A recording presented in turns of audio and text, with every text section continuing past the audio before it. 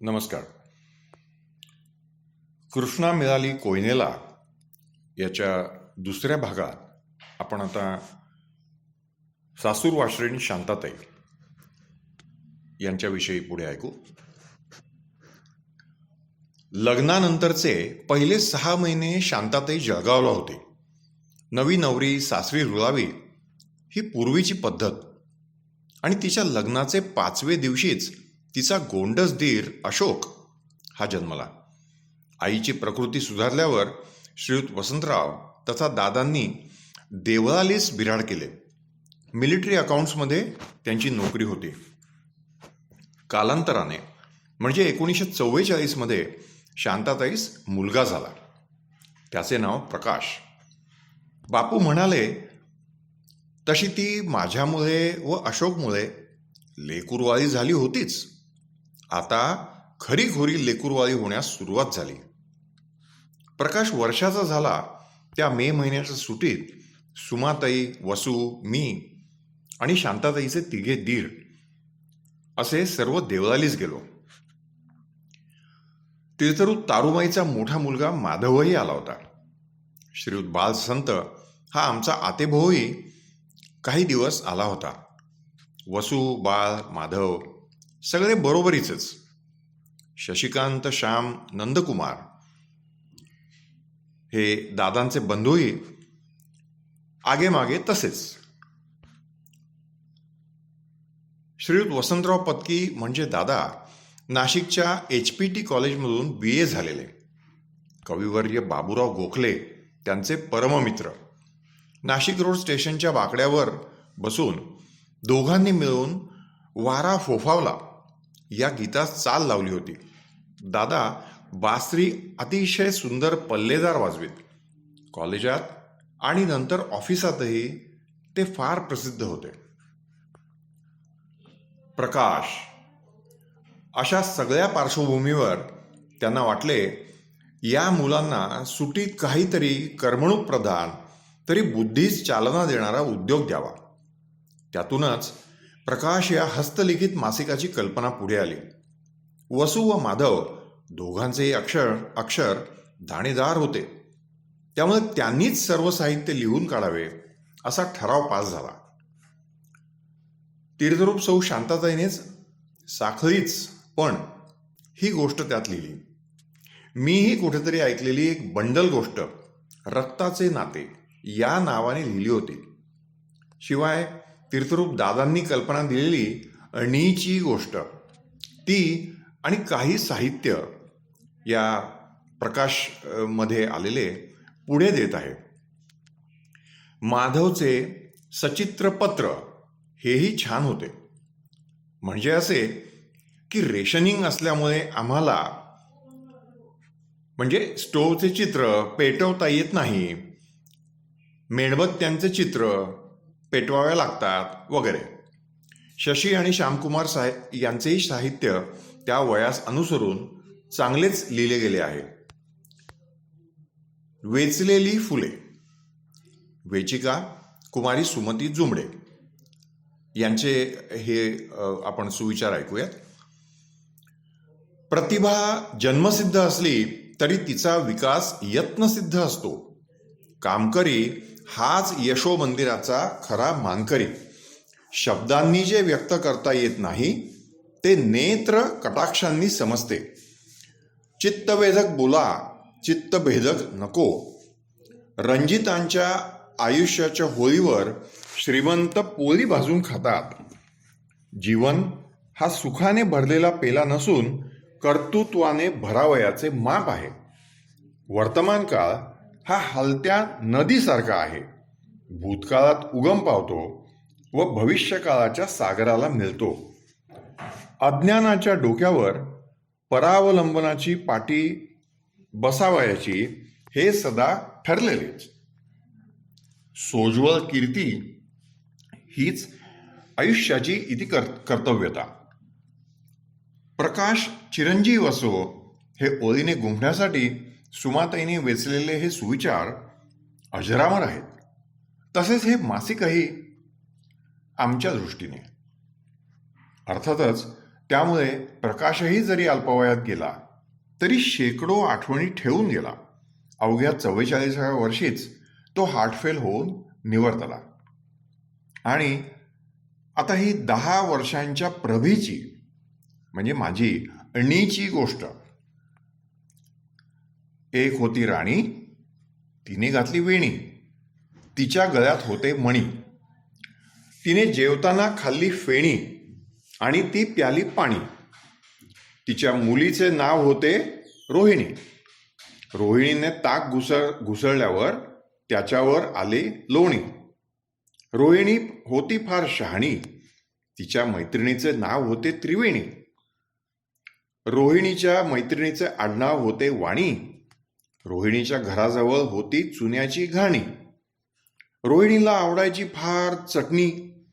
रोहिणीच्या घरी होती एक चिमणी. रोहिणीला आवडायची जळालेली फोडणी. रोहिणी होती बोलण्यात फार फुटाणी. रोहिणीच्या वडिलांच्या शेताची झाली पेरणी, तिच्याजवळ होती चटक चांदणी. रोहिणी व राणी गेल्या बघायला फर्दापूरची लेणी. रोहिणीचे लग्न झाल्यावर राणीला आल्या विहिणी. रोहिणीच्या लग्नात तिला मिळाली एक दाणी. रोहिणीच्या सासरचे आडनाव होते कुलकर्णी. रोहिणीच्या घरी होती एक चाळणी. रोहिणी मैत्रिणींची करी एखादे वेळी हेटाळणी. रोहिणीचा जन्म झाला त्या गावचे नाव होते कटणी. रोहिणीच्या वडिलांजवळ होती खूप नाणी. रोहिणीला येत होती भाषा कोकणी. ती झाकणीला म्हणायची वेळणी. रोहिणी माहेरी आल्यावर राणीने घेऊन दिली तिला पैठणी. आता आमची गोष्ट संपली म्हणून तुम्ही प्या पोटभर पाणी. 1961 सालच्या पानशेत महापुराच्या तडाख्यात सापडूनही जिवंत राहिलेले हे प्रकाश मासिक. त्यातील माझी इणीची गोष्ट वाचून पुन्हा सान झाले. आता पुढची कविता आपण ऐकूयात. जीवन नय्या ही वसंत उर्फ वसू जुमडे यांनी लिहिलेली. कुठून निघाली कुठे चालली नौका ही सागरी. सागर अंतरी छुपे दगडही लपले असले तरी. तुफान वाऱ्यामध्ये आपला मार्ग कसा काढी. लाटे मधुनी लाटही उसळे तुषार ती सोडी. दिशा न समजे येई कोणती नममेघांनी व्यापत. पाऊस ऐसा पडे भयंकर जीवन आशा लुप्त. बडे बडे ते मासे असती जणू व्याघ्रची खाष्ट. खडक हिमगिरी टाळून जाई आनंदाने ही बोट. याच प्रकारे जीवन नय्या तरते भवसागरी. दारिद्र्याचे महान संकट बघुनी कापते उरी. परावलंबन जीवन नय्येवरी दुसरे संकट. प्रयत्न करूनी सर्व संकटी वल्लवती नीट. अखंड पसरे द्वेषरूपी ती खडकांची झुंड. क्रोध मदादी षडरिपू मासे माजविती बंड. जीवन ज्योत जगविण्यासाठी खटपट ही सारी. कुठून निघाली कुठे चालली नौका ही सागरी. तर श्रीयुत वसंत जुमडे तथा वसू याची ही अर्थवाही कविता. त्यावेळी तो इंग्रजी 5वीत होता. आता वंचना ही वसंतराव पत्की उर्फ दादांची कविता ऐकूयात. आले या समया असंख्य कुटुनी हे मौक्तिकांचे सर. बाला त्या धरण्या अधीर इतुक्या. होती तरी का बर. छे छे निष्ठुर निर्दय कृती तुझी. ना साहवे ना मना. मोती ती स्वकरे पुरे हरुनिया. का क्रूर ही वंचना. तीर्थरूप दादांनी आम्हा सर्वांस प्रोत्साहन दिल्याने हे प्रकाश मासिक प्रकाशात आले. आता पुढची कविता आहे प्रकाश बिंदूस. ही रघुनाथ जुमडे यांची. त्याची चाल त्यांनी किरकिरती रातकिडे झाल्या तिन्ही सांजा ह्या चालीवर लावली होती. लुकलुकती तारा जणू ध्रुव अथवा शुक्र जशी. आवडत असे मज भारी लाभो दिनदिशी. भरभर किती चालत असे धावत असे दूड गडबड अन बोबड्याच बोलांची बडबड. गोड गोड गंमत किती अगदी साखरशी. बिरबिर तर नेत्रांची खळत मुळी नाही. झोप तसे तीच थोडी विश्रांती घेई. वस्तू नवी दिसताच होई चौकशी. बुरबुरते जावळ हे कुरळे सोनेरी. आवरुनी ठेवी मी उडते वरी वरी. वाटे मज द्यावी गाठ वेणी फणीशी. सुस्वरूप छान बाई बघता आहे बाळ. विसर पडे दुःखाचा धरित आहे फूल. कोमल हे कोमल किती काव्यकला आयुष्यी. शुक्ल पक्ष शशी समान वाढो मम शिशू. ग्रहण कधी लागो ना कुणी नकास यास ग्रासू. गोड देवा बाळ माझे होवो शतायुषी. मनमोहन मंगलमय कृष्णरूप इवलेसे. दुःखहारी सौख्यकारी नयनरम्य मंजुळ असे. सतत असो ताराही चमकतीच प्रकाशी. थोरला भाऊ रघुनाथ तथा आप्पा याची ही प्रेमळ कविता त्याने मुंबईहून पाठवलेली. 10वे-12वे वर्षीच लग्न झाल्याने आमची आईही तशी साक्षर नव्हतीच, पण ती सही करायला तरी शिकली. पुढे श्री पाचलेगावकर महाराजांनी अध्यात्मातून साक्षरतेची मोहीम सुरू केली. श्रीराम जय राम जय जय राम हा नामजप स्त्रियांकडून सहस्त्र वेळा लिहून घेऊन देवळातून त्यांनी लक्ष वाहिले. त्यामुळेच प्रकाश मासिकी अभिप्रायार्थ ती अर्धी मूर्धी ओळ तरी लिहू शकली. तीर्थरूप बापूंनी काकासाहेब पत्की म्हणजे पोस्टमास्तर यांनीही शुभेच्छापत्र लिहिले. सुटीचा वेळ केवळ हुंदडण्यात न घालवता मासिक काढलेत. एक तरी दिलखुलास बापू यातून निघेल अशा अर्थाने काही जानकीबाई पत्की यांनी लिहिले होते. दिलखुलास बापू. नातवाचे हस्तलिखित कौतुकाने पाहूनच बापूंनी त्यात सीमित हातपाय पसरले. एरवी त्यांची पत्रे म्हणजे मोठभर लिहिणे, जसे जणू पोटभर खायला देणे. बोलणे दिलखुलास, अगदी भाजीवालीशी सुद्धा. चांगली निवडून दे वांगी, भरल्या वांग्यांसाठी. आई म्हणायची, अहो तिच्यापर्यंत कशाला हे सारं, आपण आपली घ्यावीत निवडून.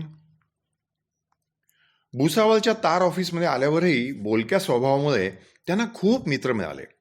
अँग्लो इंडियन युवत्याही त्यांच्याशी आदराने बोलत. ओल्ड मॅनच्या विनोदांची त्यांनाही मजा वाटत असावी.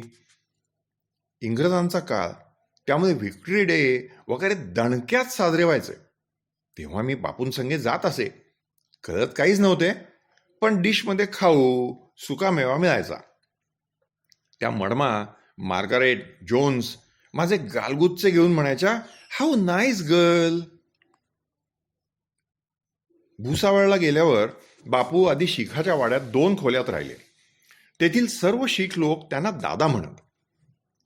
पलीकडेच अक्का फडणीस म्हणून कीर्तनकार राहत. त्यामुळे कधी आम्ही तिथे गेलो तरी आईला आणि सुमाताईला अक्कांची कीर्तने ऐकायला मिळत. शीख वाड्यात कीर्तन झाले तर सर्व शीख कीर्तनास येऊन बसत. बाकी अक्कांचे कार्यक्रम देवळातून चालत. श्रीयुत नामदेव महाराजांना त्या शीखांचे सहवासी राहून सर्व धर्मीय झाल्या. आणि शीख हा एक पंथ, बाकी ते हिंदूच की. शेजारील शीख दाम्पत्यास मोन्या नावाचा एक उंच गुटगुटीत मुलगा होता. तो बापूंशी खूप खेळे. कधी हातात केळं घेऊन ये.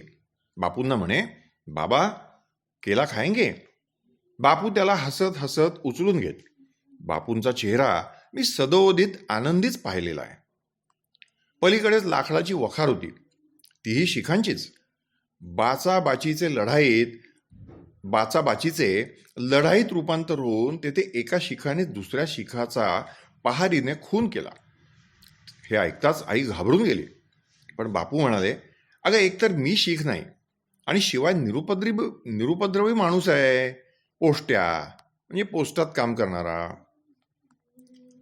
वसू 1945 मध्ये इंग्रजी 4थी पास झाल्यावर आम्ही सर्वच भुसावळला गेलो. शिखांच्या वाड्याजवळच्याच भागात बिऱ्हाड केले.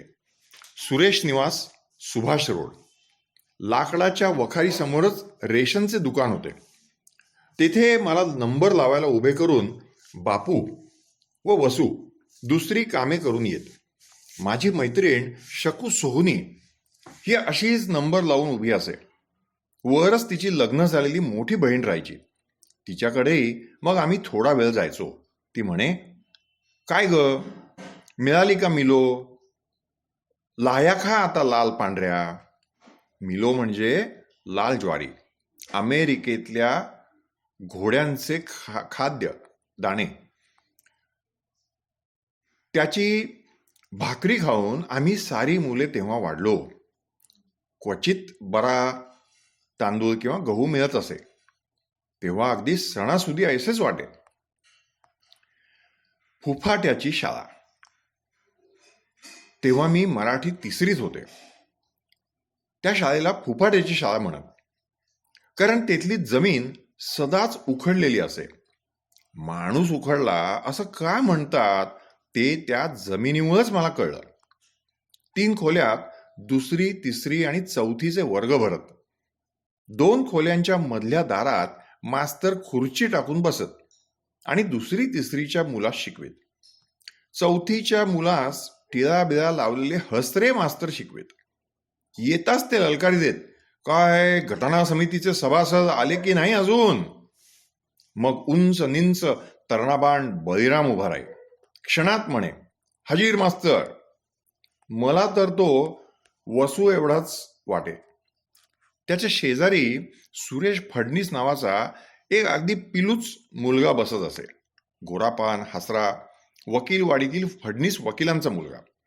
बळीराम आधी दोस्तांमागे तो अगदी हरणासारखाच पळत असे.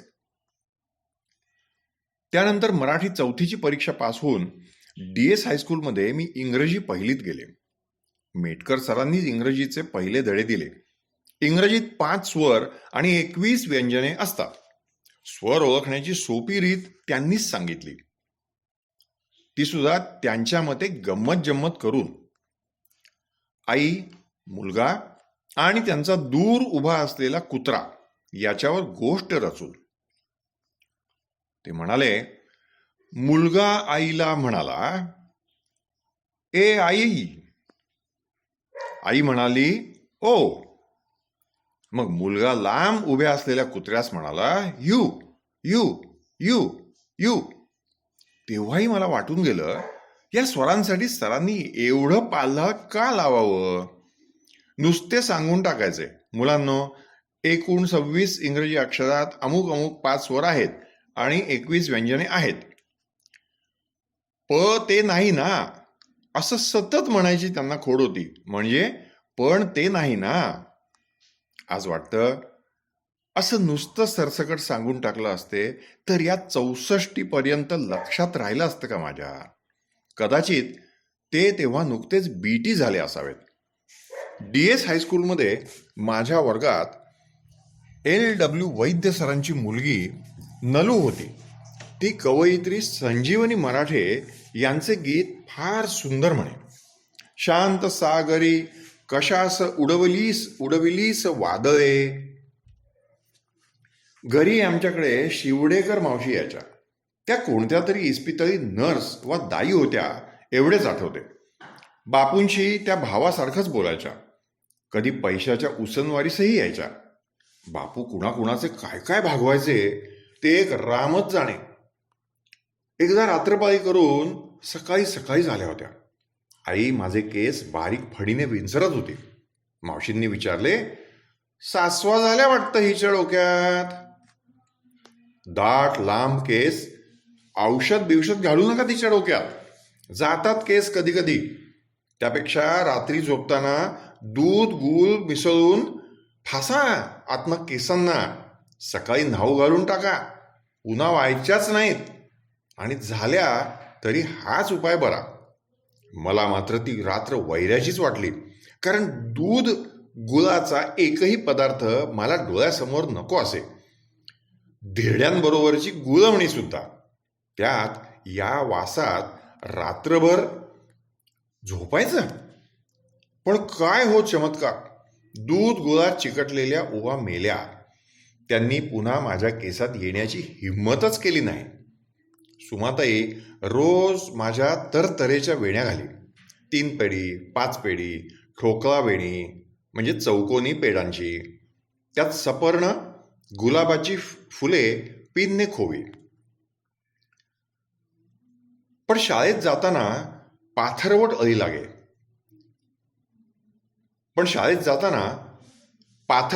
लागे.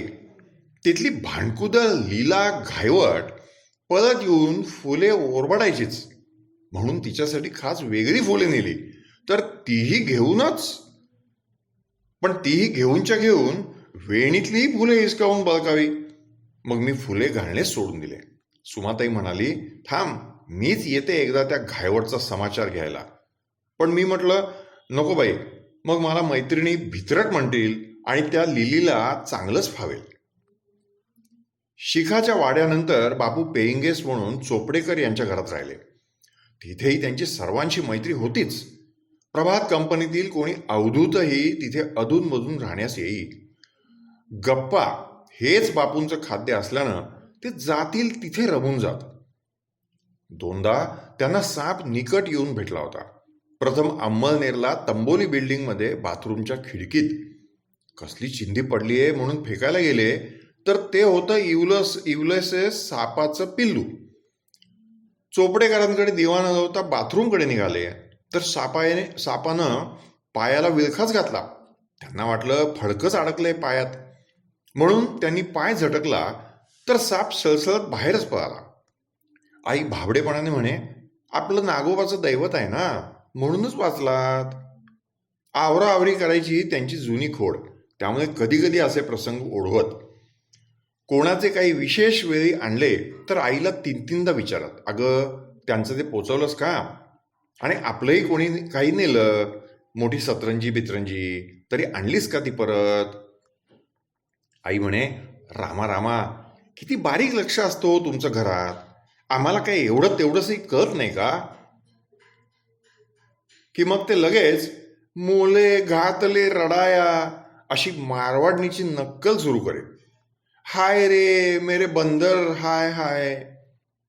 आई तोंडाला पदर लावून हसत बसेल. अशीच आईची ते आणि काही चेष्टा करीत. तू काय बुवा, प्रोफेसरची बहीण, हा बाप्या आपला साधा सुधा चाकर पोष्ट्या. कंजूस लोकांचीही ते नक्कल करीत. ती अशी, ते या बी तर म्हणणारच नाहीत, कपाळावरच्या आठ्याही साक्षात देवाने कोरलेल्या. मनातच काय, जनातही म्हणतील, आले भुसडीचे चहाचे काळ. पोस्टातल्या बॉय मेसेंजरला आई नेहमीच बाळ मेसेंजर म्हणे. बापू हसून दरवेळी सांगत, अगं बाळ नाही, बॉय. एकदा अंमळनेरला नकलाकार घोडके आले होते. ते 2 बोबड्यांची नक्कल करीत होते. त्याची उगीच मला अशावेळी आठवण यायची. घोड्यास दोघेही घोगा म्हणत असत. एक दुसऱ्यास सांगतो, अरे अरे घोगा, काय म्हणतोस, घोगा म्हण घोगा. माझा जन्म 1936 साली नंदुरबारी मी जन्मले. स्वगृहीच निष्णात सुईणीचे हस्ते. घरात घड्याळ होतं, पण त्या जन्मवेळेचे वर्णन असे केले जायचं. वसू मधल्या सुट्टीत पळत घरी आला तेव्हा मी नुकतीच जन्मले होते. सुहिणीस घड्याळ बघण्याची कला अवगत नसेल बहुतेक. फार तर ती म्हणाली असती, ऊन वाट्यावर आलं होतं तेव्हाच ही पोट्टी जन्मली. आईला वेणा येऊन घड्याळाचंही भान नसेल. शिवाय शाळेतील मधल्या सुटीची घंटाही अनमान अनमान धपक्यानेच वाजली नसेल कशावरून. असो. वसूने म्हणे येताच कोऱ्या टोपलीत गुंडाळून ठेवलेल्या मला चक्क फिल्मांचे भेंडोळे दाखवले. तेव्हा मी दुपट्यातले पाय हवेत झाडले. सोलापुरी असताना गरोदरपणी मी सिनेमे पाहिले. त्या डोहाळ्यांचे हेच कारण असलं पाहिजे. गंमत म्हणजे पुण्यातल्या आमच्या शेजारचा खनाड्यांचा राजू परवाच गायनेकोलॉजिस्ट झाला. तो गंमत जम्मत सांगत होता. त्याचा जन्म विदर्भात म्हसाळ्यास असाच हुबेहूब सुईणीच्या हस्ते झाला आणि चक्क लोखंडी पहारीने नाळ तोडली गेली. म्हणाला, आम्ही इथे मारे सगळे अगदी इन्स्ट्रुमेंट्स बॉईल वगैरे करून घेतो. आणि गंमत म्हणजे तर या गंमत म्हणजेचीही गंमत बापू खुलवून सांगत. तेवढी मला इथे लिहिताही येणार नाही म्हणा. भट्ट जेवूनी तट्ट फुगले, बायको म्हणे का हो निजले, अगं रांडेचे पोट फुगले. आणि गंमत म्हणजे मेला की हो तो भट्ट. असंच काहीसे ते सांगत आणि हसवत असत. आलेले सर्वच जण गोंडस तथा लठ्ठ मुठ्ठू लेकरू म्हणून मला उचलून घेत. अर्थातच सिनेबिने कंपनीत गेले असते तर काय बिशात मला कोणी उचलू शकते. कारण 3 महिन्यांची असतानाच वजन स्पर्धेत मला बक्षीस मिळालं होतं. पुढे 5-6 वर्षांची झाल्यावर मी आईचीही काहीतरी गंमत करीच. आयांचं असं असतं, एका भावंडावर उखडल्या की खालच्या वरच्याही त्याच्या संगे भरडून काढतात. अशावेळी तिच्याच आवडत्या गाण्याची ओळ घेऊन मी म्हणे, हरीच्या नैवेद्याला केली जिलबी बिघडली, एकावरुनी दुसऱ्यावरती गाडी घसरली. नवापूर नंदुरबार दोन्ही गावी बापूंना फार मान होता. तसाच शेजारी पाजारी सुद्धा. त्याला कारण त्यांचा आणि आईचा स्वभावच. आईने सणावारी पुरण घातले तरी जेवायला आले की हमखास विचारित असत, चिंचोलीकरांची उदाऱ्यांची मुलं जेवून गेली ना. थोडी जरी कुठे उणीव दिसली तरी भरून काढण्यास सज्ज होत. वरील दोन्हीही पुण्यात स्थायिक झाल्यावर बापूंना येऊन भेटत असत. भुसावळच्या तार ऑफिसी मात्र बापूंना ड्युटी असेल तसं जावं लागे. त्या ड्युट्या अशा असत, 8 ते 4, 4 ते 12, 12 ते 8. मग मी बापूंना विचारत असे, 8-4 ना, म्हणजे मला त्यांच्याबरोबर बाजारात जाता यायचं. असंच एकदा त्यांच्या संगे जाऊन मी सँडल्स आणले. मला आवडतच बापूंनी घेऊनच टाकले. ते घालून मी रुबाबात चालू लागले. एकदम मनात येऊन विचारलं, केवढ्याचे आहेत हो बापू हे सँडल्स? अगं तुला आवडलं ना, मग किमतीशी काय करायचंय तुला? तरी सुद्धा मी सांगा ना म्हणून त्यांचा पिच्छाच पुरवू लागले. तशी ते म्हणाले, अगं फक्त 6 रुपयांचे. तेव्हा मला प्रथम जाणीव झाली, आजवर तर आपण 2 रुपयांच्याच चपला वापरत होतो. हळूहळू स्वस्ताई महागाईचा विचार मनात तरळू लागला. आताच्या कमालीच्या महागाईचे एनलार्ज्ड रूप पाहताना त्यावेळची ती कमालीची स्वस्ताई लुटूपुटूचीच वाटू लागते. 2 आणे शेर दूध, 2 आणे वार कापड, 3 रुपयास 9वारी नागपुरी लुगडे. नागपूरवालेही लुगड्यांची गाठोडी खांद्याला बांधून येत. दारोदारी घरोघरी जाऊन विक्री करीत असत. काशीनाथ बांगडीवालाही असाच बांगड्या भरायला यायचा. मग मागच्या ओट्यावर परिसरातल्या बायकांची झुंबड उठत असे. मीही हौसेनं बांगड्या भरून घेई, केशरी, मोरपंखी आणि छान दिसायच्या म्हणून सुद्धा. पण विशेष म्हणजे भाजी चिरताना आईच्या बांगड्या किणकिणायच्या, तशाच आपल्याही किणकिणाव्यात म्हणून माझ्यावर तशी भाजी चिरायची वेळच फार कमी वेळेला येई, आई आणि सुमाताई असल्यामुळे. पण मला यावं म्हणूनच आई कधीतरी द्यायची. तर तो मेला दुध्याभोपळाच. जी भाजी मला कधीच आवडत नसे आणि आता आजी झाले तरी अजूनही आवडतच नाही. आताही शक्यतो मी दुधी हलवाच करून टाकते. पालेभाज्यात तर मी साखर घालूनच खायची. आई माझी चेष्टेनं म्हणायची, अगं मुलं नातवंड झाली तरी डाव्या हाताला साखरेचं भांडं घेऊनच बसेली प्रभी. आता कुठे आहे आई हे पाहायला, पण तिच्या तोंडात साखर पडो. असाच झाला माझा गोड संसार मुला नातवंडांसकट. भुसावळचे आमचे घर बंगली वजास होते. अंगणात सुंदर बाग बगीचा, फाटकावर दाट सायलीची वेल. घरमालकांचा जीव त्या बागेवर फार होता. ते दुसऱ्या गावी राहत म्हणूनही असेल, कधी आले की म्हणायचे, या गुलाबाला 32 फुलं येतात एका वेळी. काकू, चहाचा चोथा घालीत चला, बागेची निगा राखा. बापू हसून म्हणायचे, लेकरासारखी निगा राखू बगीचाची.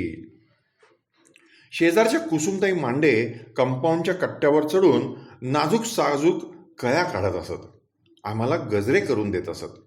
मग सुमाताई आणि मीही पायाच्या अंगठ्यात दोऱ्याची गाठ अडकवून मध्ये मध्ये पानं गुंफून गजरे करत असू.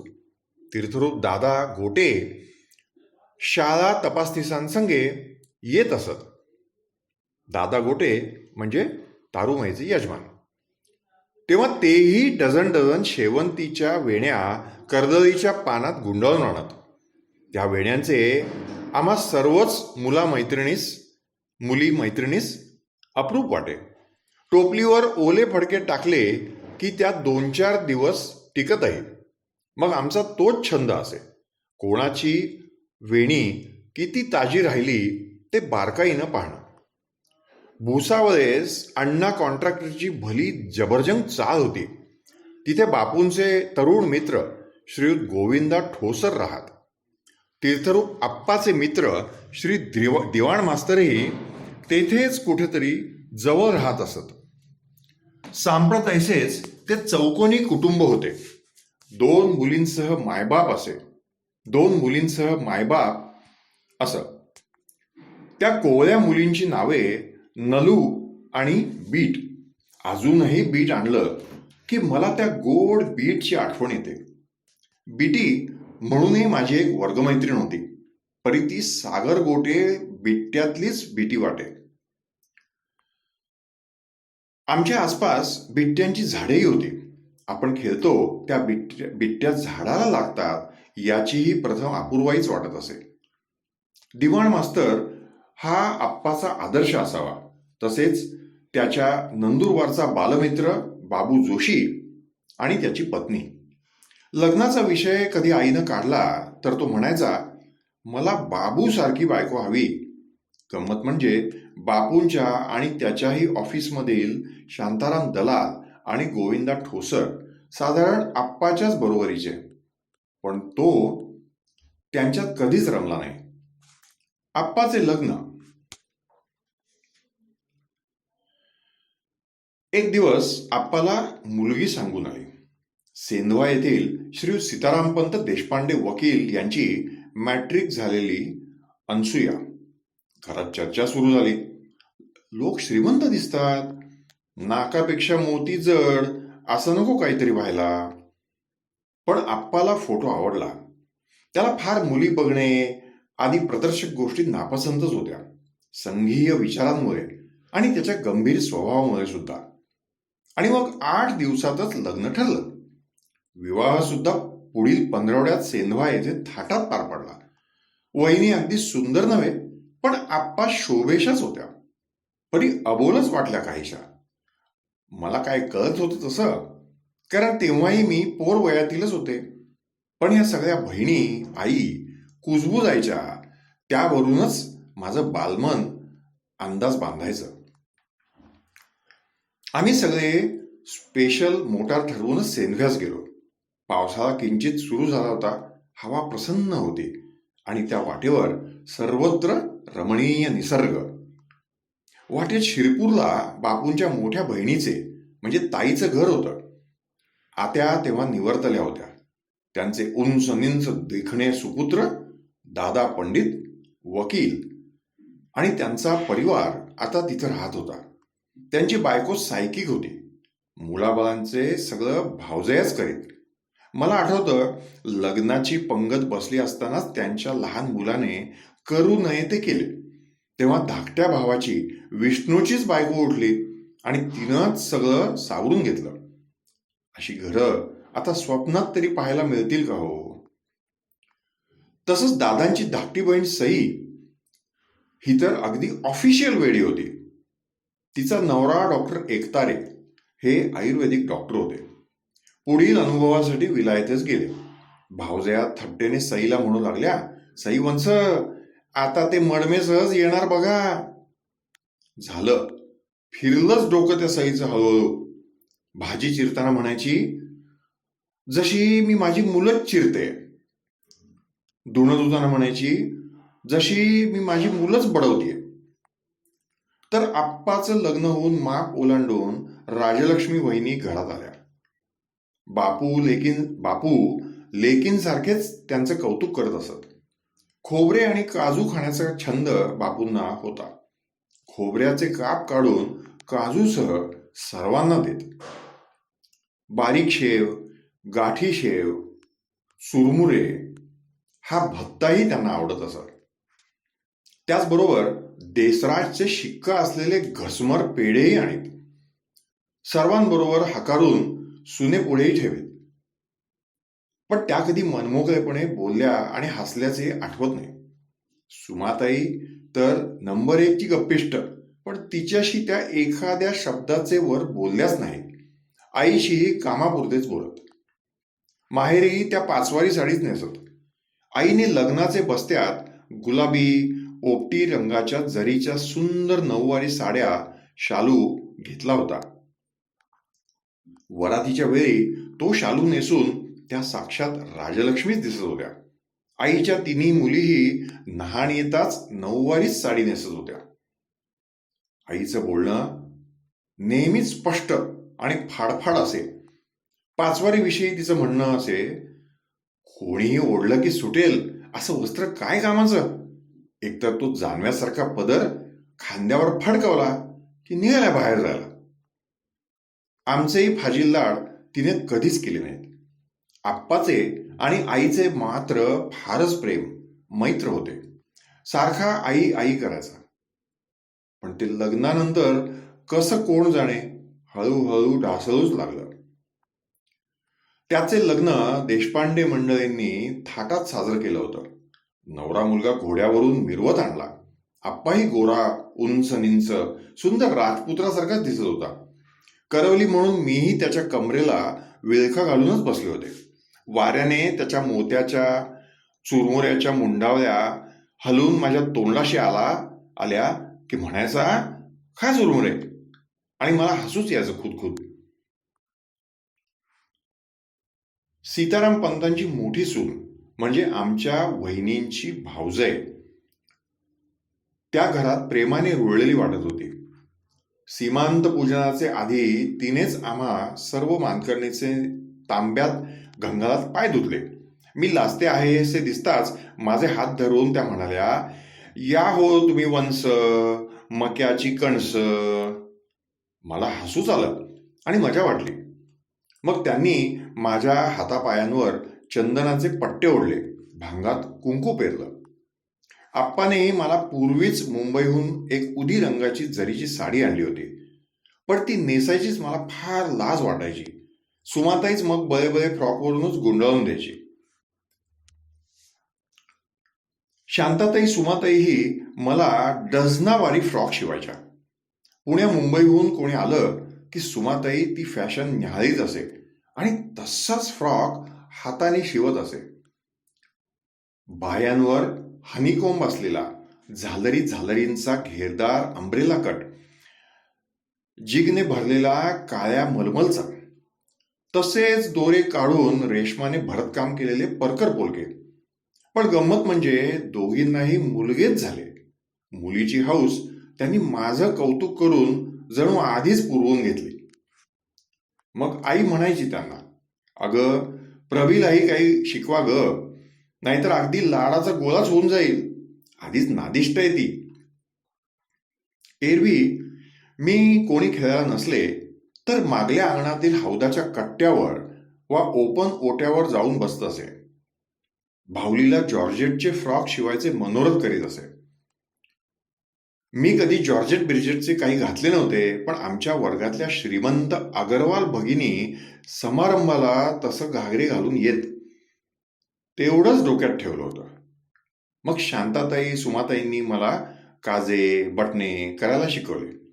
दिलेलं काम मी इतकं चोख करीत असे की त्या म्हणायच्या, काजाचे टाके तर अगदी भरतकामासारखेच नाजूक घालतेस ग, आमच्यापेक्षा सुद्धा छान. आणि मग मी जरा वेळ फुगूनच जायचे. त्यावेळी मी याच जिद्दीने भरतकामाचे सर्व टाके शिकले. गुलाबाच्या फुलापानांचा टेबल क्लॉथही केला. पण शेवटी हीच एक खोड आडवी यायची.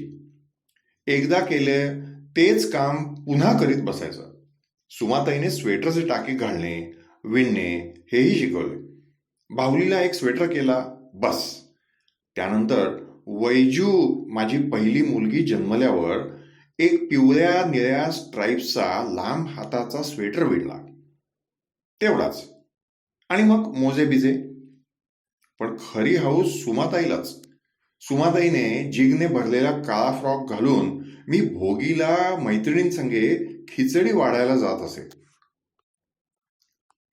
भुलाबाईची आरासही मला वसूच करून द्यायचा.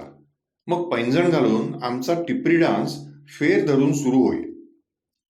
पहिली ग भुलाबाई देव देव साजे, गाडीला खंडोबा खेरी खेरी खंडोबा, खंडोबाच्या दारी बाई वर्ष वर्ष आवशणी, आवशणीचं पाणी जसं गंगेचं पाणी, गंगेच्या पाण्याला वेलीला घाट.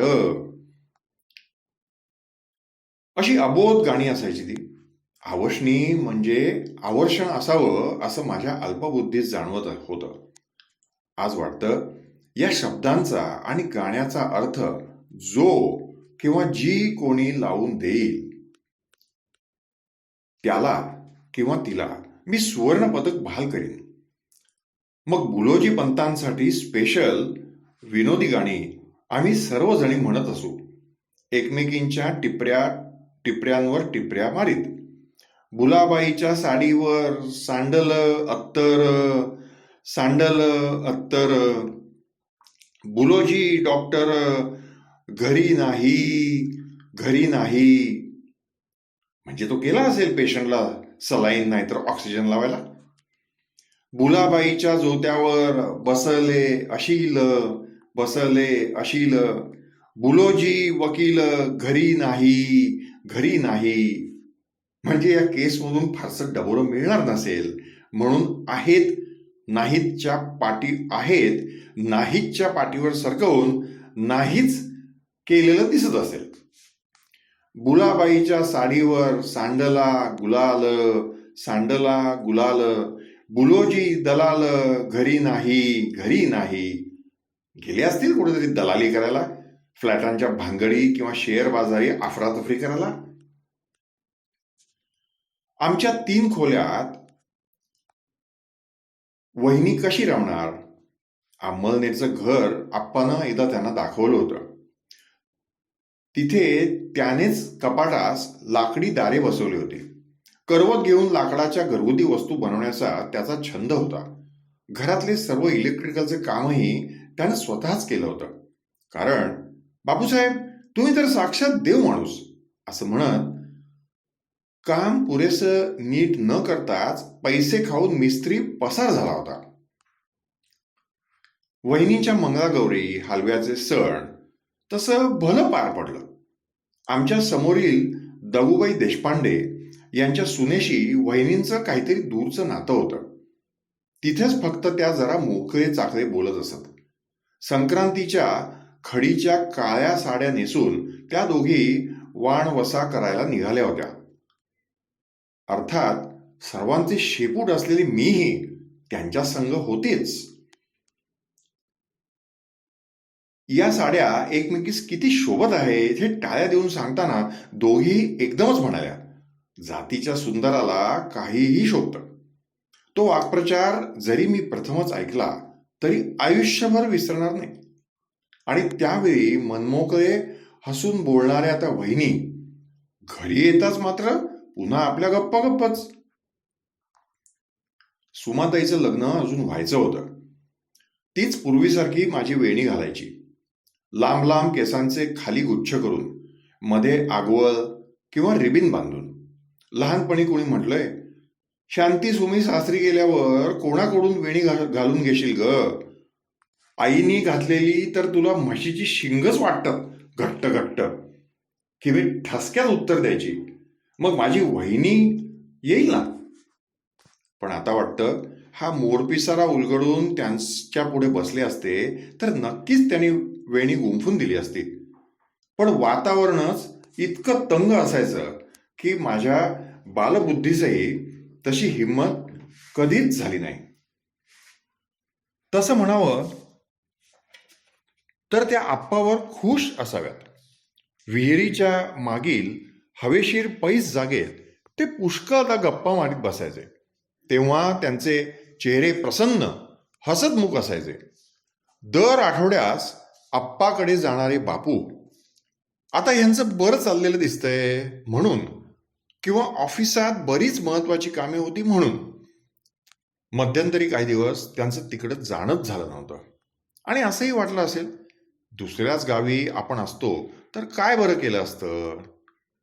सुमाताई आणि आई त्याच्या संतापी स्वभावासही घाबरायच्या.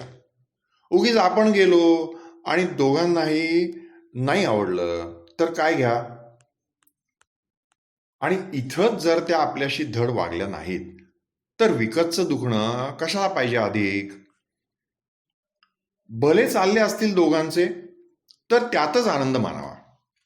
पण एके दिवशी आप्पा एकटाच येऊन आईच्या गळ्यात पडला. म्हणाला, आई मी आलोय ग तुझ्याकडे. आईने त्याला पलंगावर निजवलं. त्याच्या अंगात चांगलाच ताप होता. वहिनी माहेर निघून गेल्यावर तो एकटाच इकडे निघून आला होता. त्याला या अवस्थेत पाहून आईने जास्त काही विचारलंच नाही. वसुनी डॉक्टरांना बोलावलं.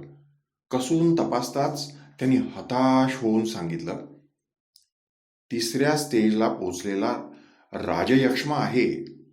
यावर योग्य असं औषध अजून तरी सापडलेलं नाही. ताप उतरण्यासाठी काहीतरी देऊ शकेन, पण पाणी मात्र उकळूनच प्या. तेवढ्यात बापूही ऑफिसमधून आले. टोपी काढून त्यांनी घाम पुसला आणि ते आप्पाजवळ जाऊन बसले. असे दिवस चालले होते. आई रांधत होती, आम्ही जेवत होतो. त्याचा अशक्त चेहरा, आजाराचे रूप पाहूनच वहिनी घाबरल्या असाव्यात. आपल्याला हे पेलणार नाही म्हणून माहेरची वाट धरली असावी. बापू गेले नव्हते तेवढ्या या काही आठवड्यातच त्याची प्रकृती इतकी बिघडावी. मुंबईतही त्याने जीवाचे हाल करून घेतलेले, तरी लग्न होईतो अशी काही शंकाही मनाला शिवली नव्हती. आमच्या गधडमळी गावात विहिरीचे पाणी मचूल असे. आता आप्पासाठी मी नळाचं पाणी आणू लागले होते. DS हायस्कूल शेजारी एक बगीचा होता, तिथलं. असे 2-3च महिने गेले आणि आप्पाचं दुखणं आणिकच विकोपाला गेलं. 24 मे 1947 शनिवारच्या संध्याकाळी तो ओरडूच लागला. आगाग होते ग आई, पोटात आगाग होतीये. वसू लगेच डॉक्टरांकडे गेला. लगेच ते आले. दूध पाणी मिसळून द्या म्हणाले. वसूनं लगेच ते सुरू केलं. आप्पाच्या अंगावर कपडा ठरत नव्हता. केशरी पट्ट्याच्या अंडरपॅन्टवरच तो असे. बापू त्याच्याजवळ जणू दगड होऊन बसले होते. त्या दिवशी नेमके नळ लवकर गेल्याने मलाही पाणी मिळालंच नव्हतं. मी फाटकात शिरताच रित्या कळशीने आईचा हंबरडाच ऐकला आणि बापूंचे घुसमटलेले हुंदके. मी आत शिरले. आई त्याच्या अंगावर पडून रडत होती. वसूनं मला जवळ घेतलं. आम्हा दोघांनाही रडं अनावर झालं. अंगणात पाट मांडून आमचे मावशे आप्पासाहेब पाणदरे यांनी त्याला आंघोळ घातली. लोक आले, सर्व तयारी झाली. थोडा वेळ पावले वाजली. श्रीराम जयरामचा ध्वनीही हळूहळू मावळला. सगळंच संपलं होतं. त्याच्या अंगावर वाहिलेली फुलं अंगणात विखुरली होती. आईच्या मांडीवर डोके ठेवून मी मुसमुसत होते. शांताताईचं लग्न आधीच झालेलं, सुमाताईचंही नुकतंच झालं होतं. त्यामुळे दोघेही वेळेला येऊ शकल्या नाहीत. लग्नानंतरच्या 1.5 वर्षात तसे आप्पा वहिनी प्रेमातच राहिले असले पाहिजेत, कारण नंतरच्या आवराआवरीत काही पत्र सापडली. आमच्याकडून कधी वहिनी माहेरी गेल्या तेव्हाची. त्यांचे मायेने लाडक्या रघुस, राघवास असेच होते. तेवढेच वाचून ती पत्रे मी फाडून टाकली. दुसऱ्याची पत्रे वाचू नयेत हेही आप्पांनी शिकवलं होतं. अर्धवट वयातलं माझे स्वैर विचार म्हणत, त्यांचे आधी कोणाशी काही मनोमन असेल का? हे लग्न त्यांना पसंत नसता केलं गेलं म्हणावं, तर त्याही तशा आप्पाशी फटकून नव्हत्या. दुर्दैवाने तो आजारी पडला नसता, किंवा त्याचा आजारही इतका बळावला नसता तर, किंवा एखादं मूल झालं असतं तर, हे सारं सांधलं गेलं असतं का? दोघेही सुंदरच, आई बापूंचे नातवंड देखणंच झालं असतं. अमळनेरच्या कॉलेजात त्यांचे बंधू प्राध्यापक झाल्याने त्याही नंतर त्या कॉलेजात गेल्या असे आमच्या परिचयाच्या आणि त्यांच्या वर्गातच बसणाऱ्या मुलीनं आम्हाला सांगितलं. मला आता जगावंसं वाटत नाही असंही त्या म्हणत. असं म्हणे. वर्षभरातच त्यांना टायफॉइड होऊन त्याही निवर्तल्या. आतड्याचं परफोरेशन होऊन त्यांना देवाज्ञा झाल्याचं मग त्यांच्या भावाचं पत्र आलं. कोणतीही निशाणी न ठेवता आप्पा वहिनींचा गाथा असा समाप्त झाला. सासरच्या नात्यातले श्रीयुत ना. ज. नाईक कधी कधी येत. वय 75च्या पुढचेच. एकदा सहज गप्पात त्यांना माझे माहेरचे नाव जुमडे हे कळताच ते उठून उभेच राहिले. म्हणजे चोपड्याला असताना माझा बालपणचा मित्र होता राजा जुमडे. मीही स्वप्नातून जाग आल्यासारखं म्हटलं, अरे तो तर माझा मोठा भाऊ. डोळे भरून आल्याने मला बोलवत नव्हतं. मग तेच बोलू लागले. मी शाळेत जात नव्हतो. त्यानंच मला माझ्या आईला येऊन सांगितलं, याला लवकर शाळेत घाला. रामरक्षाही त्यानंच मला शिकवली. किती दिवसांनी आप्पाचं नाव त्याच्या बालमित्राच्या तोंडून आदराने ऐकत होते. मग मी त्यांना दादा म्हणू लागले. तेही मला प्रभाच म्हणत.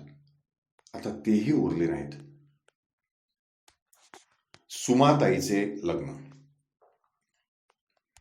फेब्रुवारी 1947 मध्ये सुमाताईचे लग्न झाले. शांताताईचा विलास नुकताच जन्मलेला होता. प्रकाश 2 वर्षांचाच होता, म्हणून त्याला सांभाळायला सुमाताई शांताताईच्या सासरी गेली होती. तो तिला इतका चिकटायचा की सारखा चुम्मी घे असं म्हणायचा. म्हणजे सुमी घे. शांताताई तिला सुमीच म्हणत असे. प्रकाशला 2 महिने सांभाळून आल्यावरच सुमाताईचं लग्न झालं. रेशनिंगचा कठीण काळ होता तो. 25चे वर पंगत बसली तर पोलिसांची धाड पडे. वसूनेच जळगाव रोडवर जाऊन कांबळे या मित्राकडून 5 किलो साखर आणली होती. रात्री 12 वाजता जाण्याचा धोका पत्करून शांताताईच्या सासूबाई पत्की मावशी फारच सुगरण. त्या आईला म्हणाल्या, बेसन लाडू मी करते काकू. 25 माणसांचा स्वयंपाक आपल्याला काही भारी नाही. त्या म्हैसूर पाकही फार सुंदर करीत. थाळीत थापायला काढल्यावर तूप निथळून जायचं. तो नाजूक सच्छिद्र पदार्थ देखणाही दिसे खमंग गुलाबी रंगाचा. कुसुमताईंच्या सासूबाई ताई मांडे यांनीच हे श्रीयुत डवलेकरांचं स्थळ आणलं होतं. बाकी काही बघू नका हो, म्हणाल्या. मुलाच्या मनगटात बळ आहे. श्रीयुत त्र्यंबकराव डवलेकर तेव्हा मिलिटरीत भरती झाले होते. लग्न आमच्या बंगलीतच सुखरूप पार पडलं. सुमाताई सासरी जाताच मात्र घर फार सुनं सुनं झालं. लग्न होताच मलायात जाण्याची ऑर्डर आल्यामुळे त्र्यंबकरावांनी त्या नोकरीवर पाणी सोडलं. रेल्वेत नोकरी धरून त्यांनी बिऱ्हाड केलं. सतत बदल्या होत असत. मनमाडला ते असताना श्याम हा 9 महिन्यांचा सुदृढ मुलगा मेनिंजायटिसने अचानकच निवर्तला. दोघेही अपार दुःखी झाले. सुमाताईने दुःखाला आवर घातला आणि पूर्वीप्रमाणेच तिचे विणकाम, भरतकाम, शिवणकाम सुरू झालं. कुठं स्वेटर्स विणून परिचित बाईंच्या दुकानी विक्रीस ठेव, कुठं कुणाचे कपडे शिवून दे. पुढे अरुण हा हुशार सुपुत्र जन्माला, इंजिनियर झाला. नंतरच्या काळात सत्संगाने दोघांचीही वृत्ती आध्यात्मिक बनली. आजही सुमाताईचा आध्यात्मिक परिवार मोठा आहे. काही वर्षांपूर्वी त्र्यंबकरावांचे कॅन्सरने दुःखद निधन झाले. मुलगा, सून, नातवंडे तिला अकृत्रिम साथ देत आहेत. अंमळनेरच्या गुप्ते वकिलांची कन्या चंपाताई ही सुमाताईची जीवाभावाची मैत्रीण, आमच्या सर्व घराची सुद्धा. नंतर जरी त्या सुप्रसिद्ध समाजवादी नेते मधु लिमये यांच्या पत्नी झाल्या, म्हणजे चंपा लिमये, तरी दूर जाऊनही त्या आम्हा सर्वांस विसरल्या नाहीत यातच त्यांची थोरवी कळते. नुकतेच सुमाताईकडे नागपूरलाही त्या प्रेमाने जाऊन आल्या. सुमाताई मनमाडला असताना आम्ही सगळेच तिच्याकडे गेलो होतो. तेथील सीना नदीवर धुणे धुवायला फार मजा यायची. चोहीकडून अंगाशी खेळणारा वारा आणि नदीचं झुळझुळतं पाणी. त्या जवळच्याच कुठल्या फोनच्या तबकडीवरून सुंदर सुंदर गाणी ऐकू यायची. त्यातील कविवर्य नाग देशपांडे यांचं नदी किनारी नदी किनारी नदी किनारी ग, ढवळी ढवळी वर बगळ्यांची संथ भरारी ग, हे गाणं मला फार आवडायचे. आणि त्यातल्या शेवटच्या कडव्यातली गुडघ्याभर पाण्यात दिवाणे दोन फरारी ग, ही तर अगदी अकृत्रिमपणे जमलेली ओळ. प्रेम कविता अनेक मातब्बरांनी लिहिलेल्या, पण निसर्गाच्याच कानात गोष्ट सांगितल्यासारखी ही प्रांजळ कविता. आणि गायकही G.N. जोशी. आम्ही असतानाच तीर्थरूप जीजी मावशीचे यजमान श्रीयुत बापूसाहेब टाकळकर आले होते. तेही बापूंसारखे गप्पीदास होते. त्या दिवशी होती संकष्टी चतुर्थी. चंद्रोदय होता 10:30. तर वसूनं घड्याळ पुढे करून तो बराच आधी करवला आणि भोजन प्रबंध आधीच उरकून घेतला. गप्पांच्या नादात एकाही गप्पीदासाचे ते ध्यानात आलंच नाही. कदाचित तेही आतून भुकेला सामोरं गेलं असतील. आलेल्या पाहुण्यांचे सामान सुद्धा आम्ही असंच लपवून ठेवायचो, म्हणजे त्यांना मुक्काम वाढवायलाच लागे. कारण कोणतीच आरक्षणे नसत आगम निर्गमाची. आणि आतासारखे पाहुणे टळतील कधी असंही कोणास व्हायचं नाही. आता म्हणजे मला रजा नसतेच, त्यात हिची उद्या महिला मंडळाची ट्रिप आहे, त्यामुळे हो, तुम्ही तिकडंच जाणं सोयीचं. तेथून पुन्हा स्टेशनही अगदी जवळ आहे. इतकी प्रस्तावना बूड टेकण्यापूर्वीच ऐकल्यावर पाहुणा ठरतोय कशाला. आयुष्याला कलाटणी. भुसावळच्या DS हायस्कूलमधून वसू 1948 मध्येच मॅट्रिक झाला. त्याला प्रताप कॉलेजमध्ये जाण्याची इच्छा होती. त्यासाठी आम्ही पुन्हा अंमळनेरला आलो. FYचं वर्ष झालं. इंटरचंही चांगल्या तऱ्हेने पार पडलं. परीक्षा होताच आम्ही सर्व शेजारील निसुरे यांची मुलं वगैरे सिनेमा बघण्यासाठी गेलो. नटी रंजना होती. नायकाचा डबल रोल आम्ही प्रथमच पाहत होतो. खूप मजेत बोलत बोलत आम्ही घरी आलो. पण पलंगावर पडताच वसूला सणसणीत ताप भरला. आईनं गार पाण्याच्या घड्या ठेवल्या, पण ताप काही केल्या उतरेना. डॉक्टरच बोलावलं, तर काळजीपूर्वक तपासताच त्यांनी स्क्रीनिंग करायला पाहिजे असं सांगितलं. ताप उतरेतो आई त्याची नर्स सारखी सेवा करीत होती. बापू भुसावून आल्यापासून गप्पच असायचे. प्रताप हॉस्पिटली जाता शेवटी स्क्रीनिंग आणि एक्सरेमधून ट्युबरक्युलोसिसचे निदान स्पष्ट झाले. मी तर भांबावून गोंधळून गेले होते. आता मी 7वीतून 8वीत जाणार होते. तिथलं कोणी कोणी येऊन सांगत होतं, काळजी करू नका, बरं वाटेल त्याला.